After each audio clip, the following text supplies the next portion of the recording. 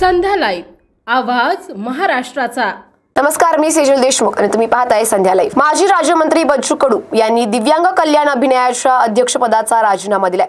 मुख्यमंत्री देवेंद्र फडणवीस यांच्याकडे त्यांनी आपला हा राजीनामा पाठवलाय। मंत्रालय झाल्यानंतरही दिव्यांगांना मानधन मिळत नाही। स्थानिक स्वराज्य संस्था दिव्यांगांसाठी तरतूद असलेला 5% निधीही खर्च करत नाही। अजूनही या विभागासाठी स्वतंत्र मंत्री नाही, सचिव नाही, जिल्ह्याच्या ठिकाणी स्वतंत्र कार्यालय नाही, पर भरती नाही, इतर अनेक बाबींची पूर्तता झालेली नाही।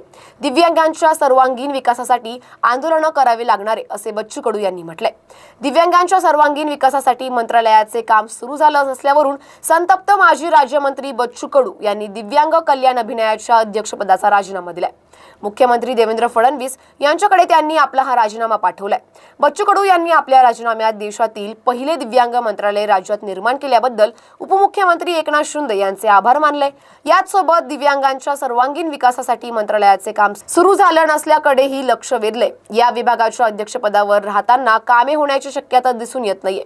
दिव्यांगांसोबत बेईमानी करणे शक्य नसल्याने आपण दिव्यांग कल्याण मंत्रालय अभियानाच्या अध्यक्षपदाचा राजीनामा देत असल्याचं त्यांनी म्हटलंय। सदर राजीनामा मंजूर करून सहकार्य करावे, मला असलेली सुरक्षा सुद्धा काढून टाकावी व कुठलीही सुरक्षा ठेवण्यात येऊ नये, असंही पत्रात म्हटलंय।